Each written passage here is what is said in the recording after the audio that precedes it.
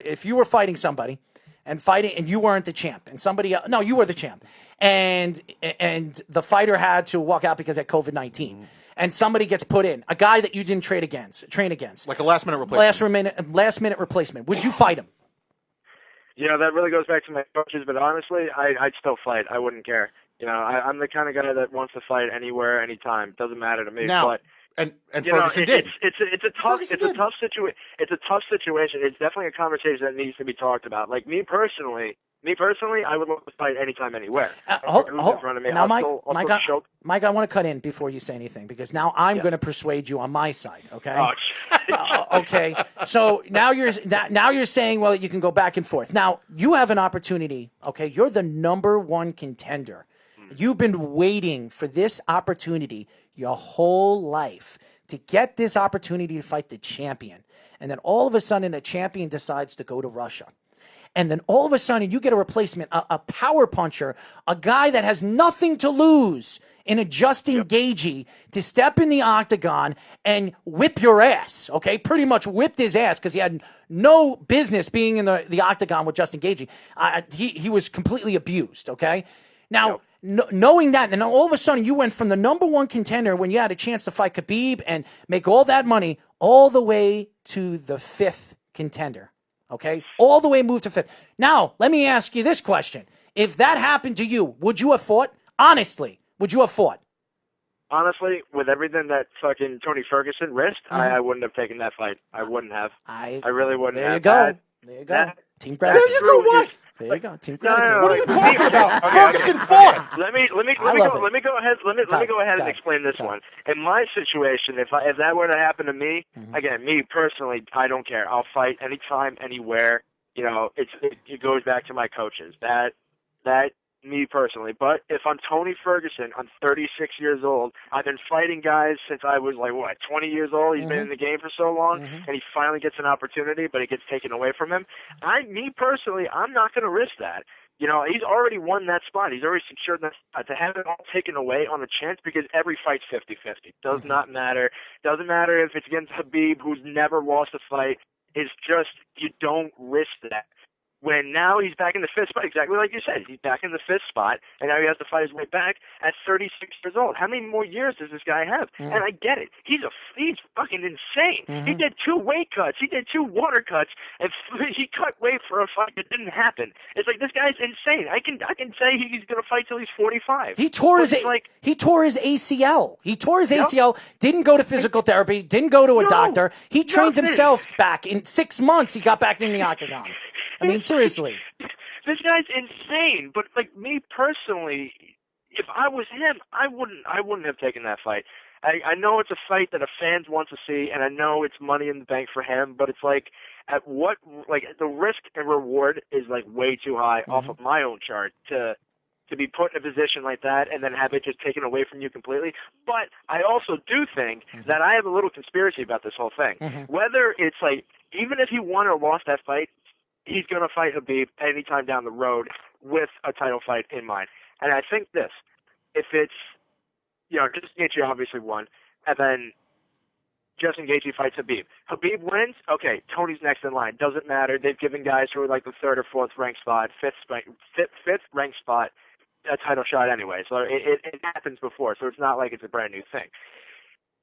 Justin Gaethje wins, you have the rematch right there. If Khabib doesn't want to get back into it, you have the rematch right there for a title shot for Tony Ferguson. Now, it might not make the fans happy because everyone wants to see Tony Khabib, but you still get a great fight after all, and you still do right by Tony Ferguson. It wasn't right to put Ferguson in that situation against Justin Gaethje, but you still have, and that's exactly what Dana White wants. He wants that setup where if it's Justin Gaethje beats Khabib, great, I got a rematch. Tony beats Justin, Khabib beats Justin, then great. We can schedule this fight again. It's either way, Dana still wins. So it's set up perfectly for all 3 of the fighters to get what they want. What worries me is the whole Conor McGregor, and everybody says, Jesus Christ. The whole Conor McGregor lagging behind because he is a big name. As much as he says he's retired, he is not retired. He is coming back and he's fighting. Yes, he's fighting. No. He is fighting. Yeah. that's the one thing that bothers me, because he comes back and fights Dom Cerrone at 170 and then immediately calls for the 155. It's like, you just can't you can't do that. You just did it, and I get it. He brought the entire, he brought all of Ireland to the UFC, essentially. But it's like, just because you have that name, and yes, you get to pull strings, but it's like, really, is it right? Is it right for a guy like that to take a year or two off after he lost to Khabib, and then just come back and be like, I'm back, where's my title shot? Like, that's bullshit. I don't care who anybody is. Ticket sales. That's immediately just bullshit. Ticket sales, it's a business. Unfortunately, it is. It's all about the business. It's all about business. It's about putting asses in seats and selling hot dogs and beer. Listen, you want to put a McGregor fight together? There's a perfect opportunity out there right now. Unfortunately, he dropped weight for a fighter who, unfortunately, is sick and pulled out. But they could have easily made a nice fan favorite fight of putting him up against Frankie. Oh my God, that fight on so many levels would have, even if it was not for a title bout, I think just from a fan standpoint and just to sell even more tickets, considering how many gates frickin' McGregor has, this will just be another one that'll probably move another slot. Frankie Edgar and him, I'm telling you, that right off the bat, that's an immediate sellout. But unfortunately, right now, no spectators. Yeah, but I do think there is some truth to what some people say, that some of these matchups are being held back until we could get spectators in. I do believe that. Oh yeah. You think Dana White wants to miss out on a Conor McGregor? You're basically taking a discount. Kidding me? You're giving everybody a coupon. You're taking a discount. Is ultimately what happens. You like the discounts. You like the discounts, right? Who the hell doesn't like discounts? You like spending who doesn't like it? Excuse me, Mr. You know what I mean? Well, you like spending money? No, I spend a lot of money for some reason. You like coupons? I don't use coupons. I don't say you use them, but you don't like some kind of discount? I like discounts. I never get them. I'm just saying. I never get a discount. If you had it, you're not going to take it? No. if somebody offers it to me, I'll take it. So then why are you looking at me like I'm a lunatic? But you like the coupons no matter what. You'll find them. I'm not stupid. What the hell? I want to save my money. Who the hell says I want to piss my money away? The same guy that says I'm afraid to go in and fight somebody when asked, how do you feel about that fight? Well, it's also the same. What is that? Those are the guys that like pissing their money away. Stupid people like that. Oh, you were just about to say another word. I know, but I've been so good on this show of not cursing. You have. Man. I have. And you didn't use the word yet, so that's a good thing. No, a couple of times. No, not a lot. A little bit. Not a lot. Now all of a sudden he's going to say, you know. You're breaking the seal on me. You're breaking the seal a little bit. If I'm breaking the seals, go to the bathroom or something, man. I don't want you doing it. I'm too lazy for that. But these seats are so comfy. So wait a second. You're going to piss in that seat right now? How do you know I didn't already? Man. Oh, God, man. I'm watching the live stream, man. Don't do this to me. Come on. Well, if he does piss in his pants, guys, I'm taking a picture. I'm posting it all over social media. So that's just even more reason for people to just come over this way. Come over which way? Exposure. Which way? Just give me more exposure. Well, wait a second. You want people to come to you so you can piss on them? No, I didn't say that. You just said you come. More people come this way. I didn't even say that. Man, you're just graphic today. No, but you want to give somebody a golden shower, then you give them a golden shower. What is it with you pee? The guy with the peeing, the mic guy with the You're pee, the one that just said to come this way. And all that stuff. I didn't say anything about come this way. Wait, yes, you did. No, I didn't. I mean, come on. Mike, did he not say that? Did he not say that? Words in my mouth. I can't pick sides here, man. I'm sorry. He might be reffing your fight, so you better be careful. I am not reffing his fight. I know that. I am not reffing his fight. I could dominate every round. He'll write on the scorecard. It was 10-7 Carlos every round. Oh, yeah. If Anthony's in the ring now, knowing that he's my partner, you see me on the sideline saying, "Anthony, you idiot! You idiot!" I'm gonna be You'd be the first spectator ever thrown out of a New York amateur event ever. You'd be breaking more records than you would believe. Oh my God, Mike! Aren't you happy you joined us on this show today? Oh, absolutely. This has been such a great honor being on here. Well, thank you. We really appreciate you joining us, and we really expect a big time fight and a big turnout over there at McKay's, and really what you bring for Long Island fighters and the growth of what Long Island fighting is supposed to be is amazing. And I've approved everything that we have done, not only for this show, but some of the people that we've interviewed. And we try to give this show, we want this show to be the showcase of the next big fighters. That's what we want. We don't need Khabib and Ferguson or Conor McGregor on the show because, to be honest, Conor won't come on the show because me and him have our differences. So we do. Over the years, in the last 6 years, since I started, 4 years since we started the MMA show, Cage Den MMA, me and him have had our differences because of Kerry Stellar. His fight team has not only threatened me, they told me if I ever step foot in Ireland, they'll bury me 6 feet under and nobody will ever find me. That's what he said. And also, he said that, actually, I got pictures to prove that they put my face in almost every single pub in Ireland. And they actually took pictures of it. And, almost 3 years ago, they were throwing darts at me. Was it during Halloween? I don't know. They need something to scare things away. Well, what is that supposed to mean? Just saying. I'm just being honest with you. I mean, you mean to tell me you're never going to be going to the Temple Bar? Oh, that place is awesome. Mike, I'm going to Ireland. Nobody's stopping me, and Conor could kiss my ass, okay? and I have the Irish Mafia behind me, so don't worry about that. Little prick, I swear, man. I can't stand him, even though a lot of people I know in the business have told me. Did you just say Irish Mafia? Yeah, Irish Mafia. You just took an Irish word and an Italian word and put it together. But there is an Irish Mafia. Okay. Well, do you know he's in trouble with the Irish Mafia, right? Whatever. Whatever.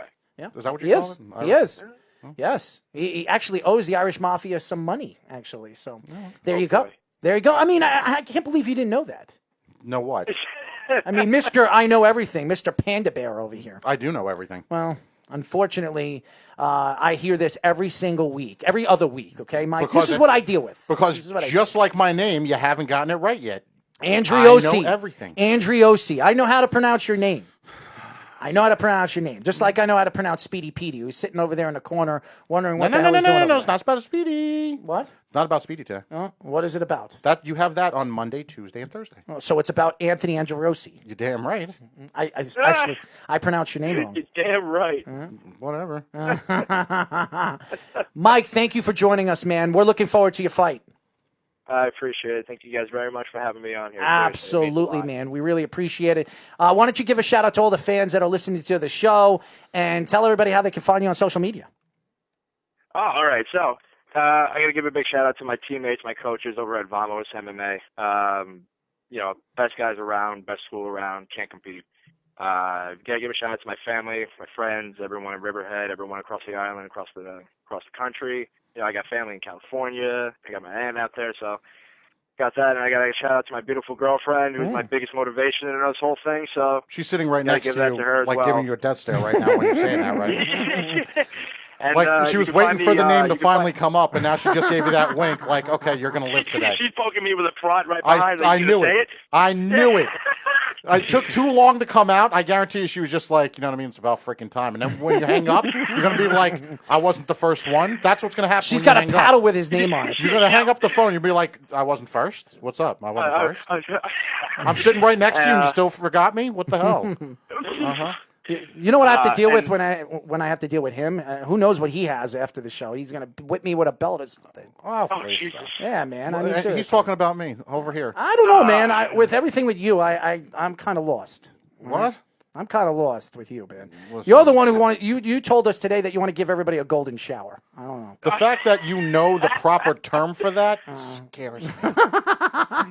Say it. Go ahead, Mike. I'm sorry. No, it's all good. You guys can find me on Instagram. You can find me on YouTube, and wow, actually, holy crap! I think it's just Instagram and YouTube right now.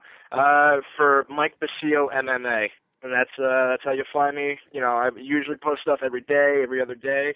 Try to keep updates and whatnot. So, I'm very active with the community that I have. So. Do you want to thank your girlfriend one more time? Go ahead, do it one more time. Might as well do it one more time, dude. You can actually follow her, too. She's got her own business, man. You got to follow Schools of Thread on Facebook. Schools of Thread. There you go. That's the bonus. She sew or something? That's the bonus. Oh, she does sewing and alterations, custom dresses, everything. She's the best on Long Island, no doubt. There you go. You could get your dress altered. Dress? Get out of here, man. Just saying. You can wear your muumuu. How's that sound? Whatever. 50 Shades of Errol Marks over here. 50 Shades? Whatever, Mr. buddy. Golden God. Jesus. Mr. Golden God over here. Enough said. Anyways, Mike, thanks for joining us. Thank you so much. I appreciate it. Absolutely. Mike Basile, great interview, by the way. Great Thank you. interview. I really, oh my God, you guys are hilarious. Thank you, man. Oh, man, I knew I was going to have a great time getting on here. Well, we're happy, and we want to get you on after you fight, my friend. Absolutely. I'll be here.